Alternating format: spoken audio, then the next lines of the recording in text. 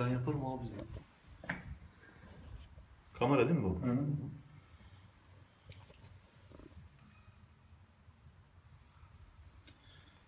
Duvar ne olacak şimdi? Aşağı doğru toplamış duvar. Evet.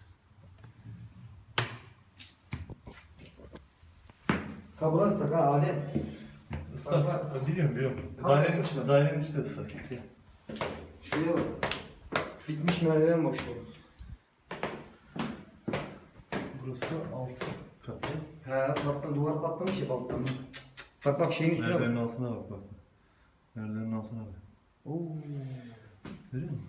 Bak ta beton buralara yayılmış ha. Komple çekmiş. Her yer.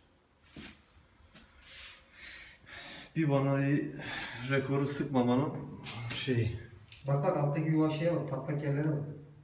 Aşağı bak, o ne ki? O ufak. Aa, dolabın üstüne bak.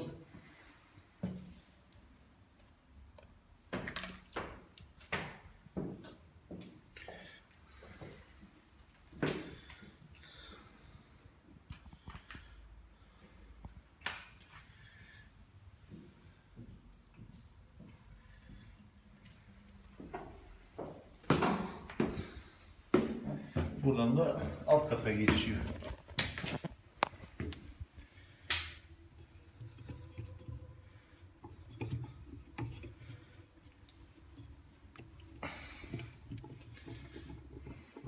Ne zaman kuruyacak ki? En az 15 gün sürer.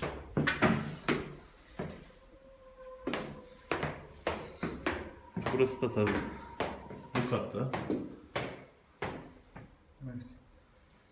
Bu katta almış. Komple çekmiş suyu.